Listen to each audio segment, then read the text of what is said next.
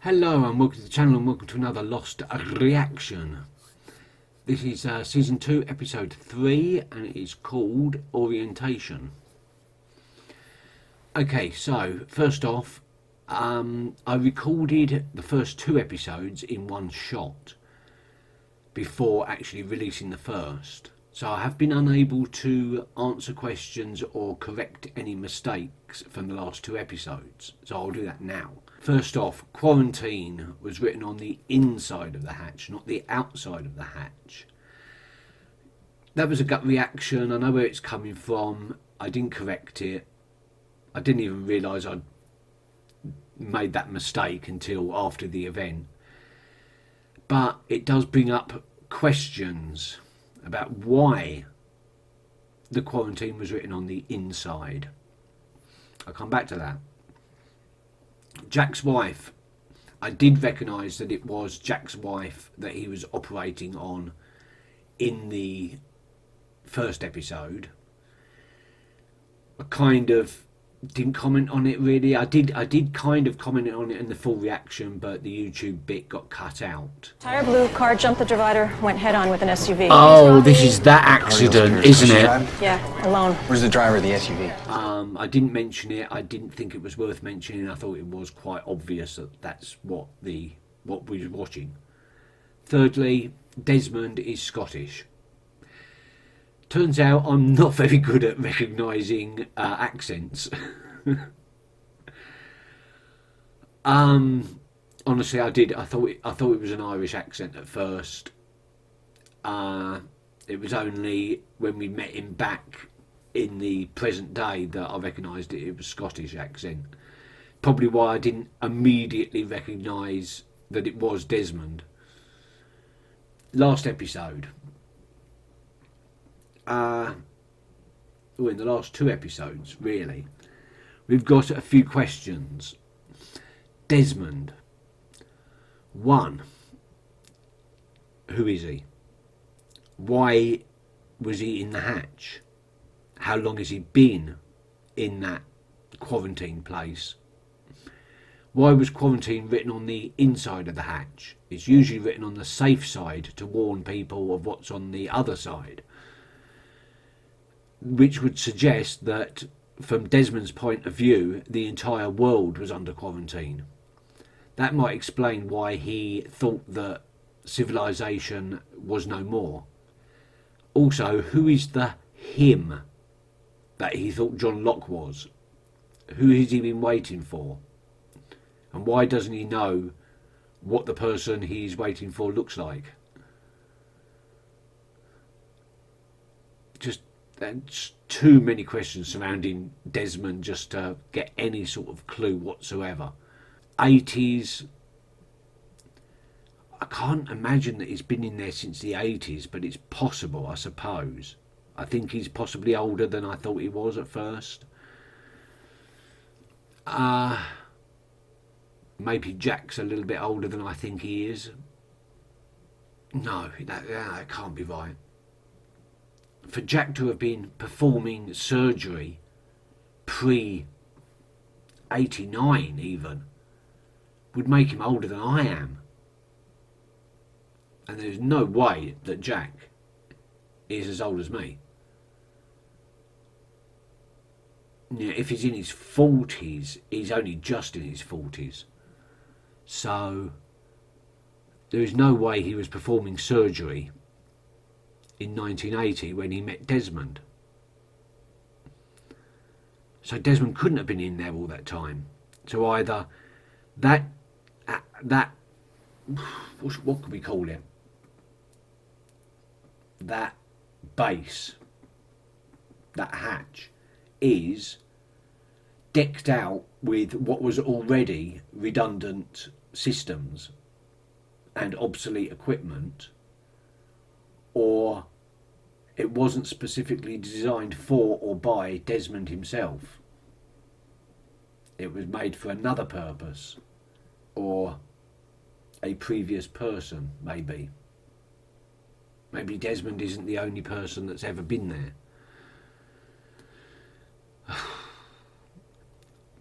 Okay, here we go into the last episode.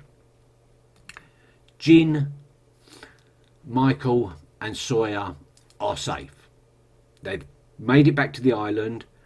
They're not in a particularly good position being attacked by the others, but they're in a better position than being cast adrift in the middle of the Pacific Ocean. So we'll say they're relatively safe compared to what they were, the position they were in. Now, their behaviour, Sawyer and Michael, I'm finding this very difficult.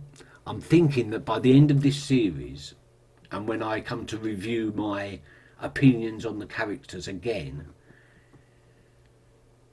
for Sawyer and Michael, that last episode is going to weigh very, very heavily. Because, well, I still don't know quite how to take it just at the moment. I might have some clarity later on. Michael was under extreme emotional distress. He had his child literally ripped from his arms and kidnapped. So I can understand the anger and the lashing out that Michael was doing at first. But by the time by the time Sawyer was calling out for Jin and Michael had stopped, he turned around to Sawyer and said, "I thought we were supposed to be saving our energy." He said it in a very sarcastic way, which makes me think that he had in some way calmed down. He was thinking rationally. So his behaviour after that point seems rather unforgivable and extreme. Now we come to Sawyer. Sawyer maybe could have been a little bit more sympathetic to Michael's emotional condition at the beginning of that episode. He rather exasperated the situation by trying to butt heads with Michael in that situation. But as I said, Michael calmed down later, and Sawyer wasn't the instigator of any of it, as far as I could tell. This is one of those episodes I think I'm going to have to really watch it again and pay attention to who's saying what and exactly when, just to figure out exactly who the instigators are in each of their separate arguments. But they came together in the end. Worked together to get a better raft and a better chance of survival. And it worked. So, all that, does it really matter in the end? Personally, I think Michael did behave rather abominably. He did put Sawyer's life at risk for stupid and petty things. And I don't really feel like I can place any blame on Sawyer for not being sympathetic. We've shown that Sawyer is not particularly empathic or sympathetic to other people's causes. He thinks about number one first and foremost. Another thing about Sawyer that I've noticed is he thinks about the here and now. Whereas Michael is a planner, he's an architect, engineer. He thinks about forward planning. Sawyer is very much here and now. He looks at the problem right in front of him and deals with that before moving on. So when Michael is shouting at him and being stupid at him, yes, Sawyer is going to forget sympathy, going to forget empathy, and he's going to attack back. That is who Sawyer is, and I'm not going to judge him for it. Yes, he could have handled the situation differently, but that's just not the Sawyer that I've come to know. Michael, on the other hand, yes, he could definitely have handled the situation differently. And he gets a free pass at the beginning, but maybe not so much at the end. Anyway, Jin. Didn't find Jin. They found Jin at the end. Seemed to have been captured by the others. Now I didn't see. Did he get captured along with Walter, or Did he somehow manage to find his way to the island or their boat separately and independently? Does it really matter? They've got a new battle to face here now. And it looks like they're on a completely different beach to the one anywhere near where any of the others are, any of the other community are.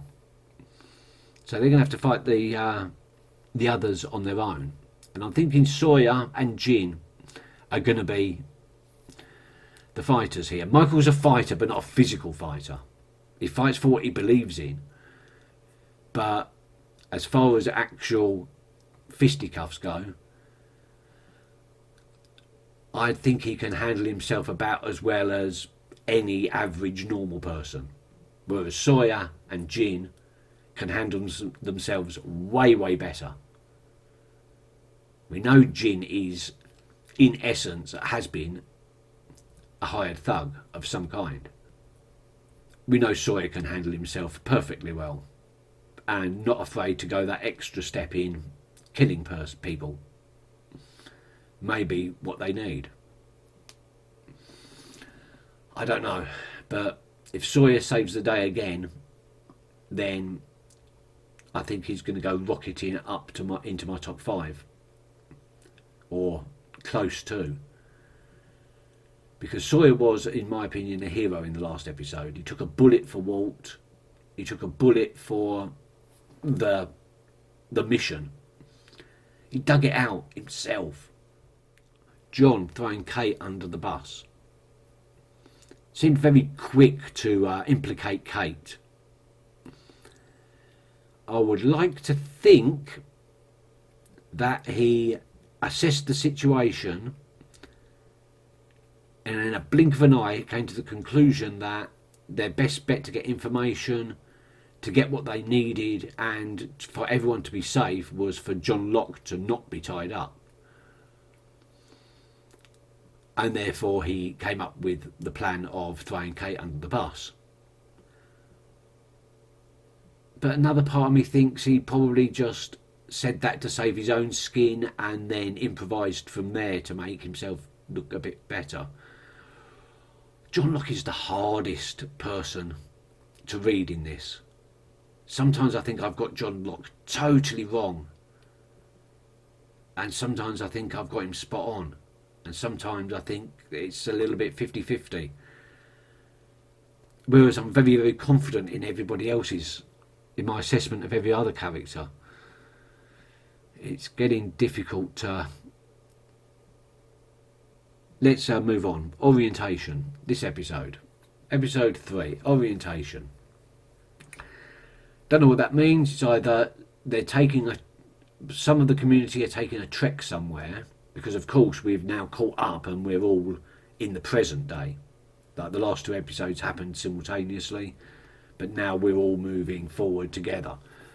So maybe Desmond takes Kate, John and Jack in a trek through the woods. Maybe some other mission. Orientation in its literal sense means east facing. Facing the east. So maybe maybe it's something to do with the island. Maybe it's something really, really simple, like maybe Saeed being conflicted as to which way to turn in order to face Mecca when praying. I don't think it's got anything to do with Saeed. I think it's got everything to do with Jin, Michael and Sawyer's current predicament. Beat the others and then they have to head east to find the others. Yeah, I'm going to have to come up. The community. Maybe it's as simple as that. Maybe it's something in the past. I don't know. I've been waffling on for ages now. I think it's about time I forgot that Desmond said he was going to run around the world. I wonder if that's got anything to do with where he is and why he is. Ooh.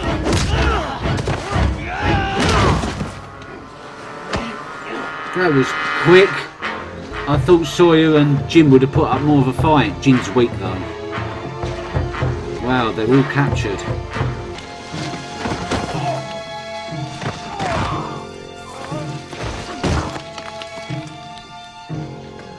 Where's my boy? Where's my boy? You ain't gonna get answers. Hey!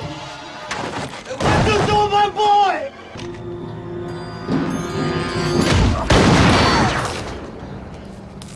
That was hell risky. Do not move. No, don't. Don't what? He's unarmed. He just had a gun pointed at your head. Oh. Oh, what did you do? We're all gonna die. What? Just for the computer breaking? You see that? That's a timer that's counting down. I've got to enter the code. I've got to push the button. Or what? Jack, you should let him off. Don't tell me what to do. Yes. Or what? What's gonna happen? Do I know you? So how about you tell me what the hell it is you want? Well, what do you think? His father's an idiot. Why? There is no why. You think you're the first person that ever got conned? You needed a father figure and I needed a kidney. And that's what happened. So cold. Get over it. You're not wanted. He's gonna kill his father at some point. Whatever you're looking for, maybe I can help. Can you fix a computer? Then you No. can't help me, can you? Saeed can fix a computer. Get him. Go and get Saeed. Can you back up that rope? We won't have to. There's got to be a front door in this place. Down the corridor to the left. Be persistent, the wheel sticks. Oh, there's another entrance. Got ya. Okay. You're gonna tell me what's going on. Jack, we don't have time. We're taking a time out. Please, just let me. Look, you want to get to work, you're gonna tell me how you got here. Yes, please. It was Go 3 on. years ago. 3. I was on a solar race around the world. And my boat crashed into the reef and then Kelvin came. Kelvin? Kelvin, he comes running out of the jungle.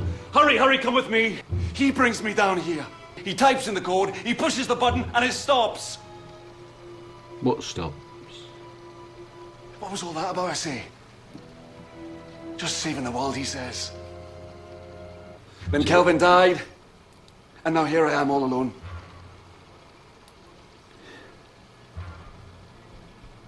The end. Right, so there always has to be some sort of guardian there to stop whatever it's stopping. Don't tell me you believe this. You don't have to take my word for it. Watch the film. What's the film? What? The bookcase. Top shelf, behind ton of the screw. Projectors in the pantry. It's marked with that symbol again.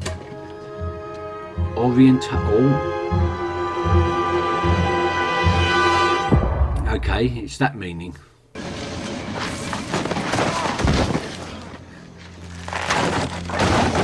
They call Kate? No. It's a girl.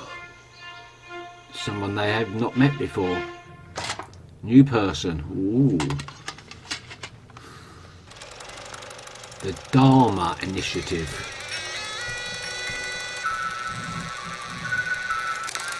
Station 3, The Swan. Welcome. I'm Dr. Marvin Candle, and this is the orientation film for Station 3 of the Dharma Initiative. You and your partner are currently located in Station 3, or The Swan, and will be for the next 540 days. Station 3 was originally constructed as a laboratory where scientists could work to understand the unique electromagnetic fluctuations emanating from this sector. That was a lot of information. Yeah. Flight 815? Yes. How did you know about that? You were on it too. What? You were in the back? In the tail section? It broke off midair. How did you... I don't know. You've been out here by yourself. all this time. 45 days. Trying to find food. Making my way, hoping to find somebody. And then, yesterday, they found me. Who are they? You tell me. I'm Ana Lucia. Sawyer. Ana Lucia. This is Mike. Quiet Korean guy's Jen. Next time Shaft opens the cage, he's gonna get a surprising little howdy-doody. I hope that works. Are you in contact with the people that made it? The film. Are you in contact with anyone? Do you think I'd be here if I was? It says quarantine on the inside of the hatch. To keep you down here. Keep you scared. But you know what? We've been up there for over 40 days and no one's gotten sick. You think this is the only part of it that's true? Do you ever think that maybe it's they not put just you down about here that. to push a button every 100 minutes just to see if you would? That all of this, the computer, the button, is just a mind game, an experiment. It's possible, but it's not. Every single day. Oh. Damn. Is Smokey going to be released now What or do you something? mean it's over?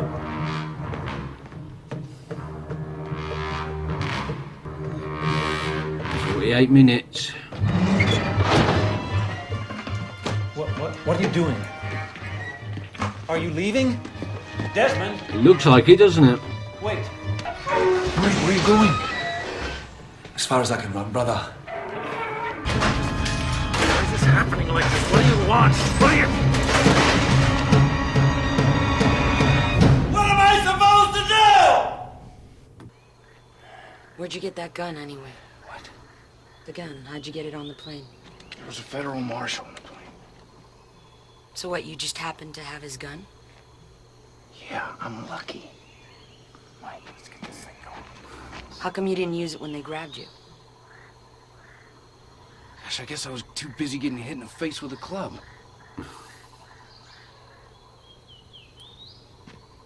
How come you're suddenly so interested, Cupcake? Yeah.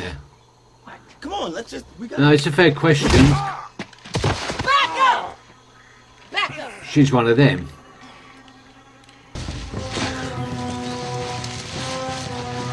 They've got rid of their only weapon now. Who are they? 4, 8, Wait a minute. 15, 16. Dude, I'm serious. Stop. Hugo, this is not the time or the place. Yeah, well, I think it is. 23, What is this thing? We didn't even know what it does. I mean, we need... 32. 42. You know what? Forget it. Go ahead, do your thing. It's not 32. It's 42.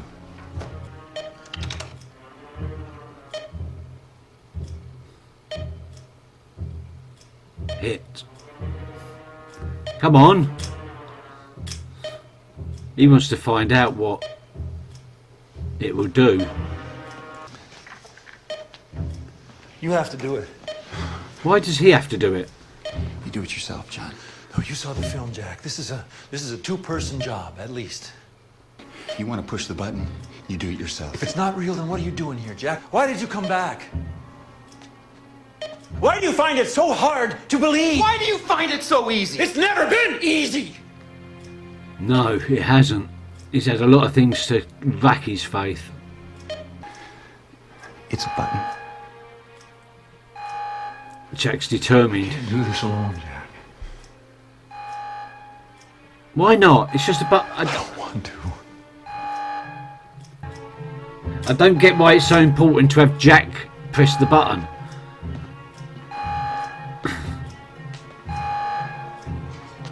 It's not if they're committing to the 540 days. No.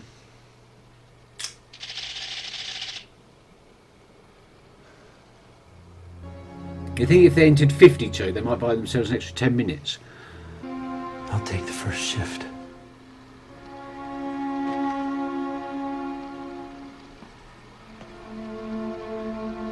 Why is he committing himself? There's 40 odd of them. I think on reflection, that episode probably raised about the same amount of questions as it answered. I'm going to watch that film again, that orientation film just to get some details, but from what I can gather, Station 3. So I wonder where Station 1 and 2 are, and if there's any more after 3. And it's called the Swan. I don't know why it's called the Swan. Set up in 1970. Now, I'm not entirely sure of the lost timeline at the moment, but I'm thinking 1970, when it was set up, was after the numbers started transmitting. It might have been before the numbers started transmitting, but from what I could tell, this was an experiment to investigate mysterious things happening on the island, not the cause of it.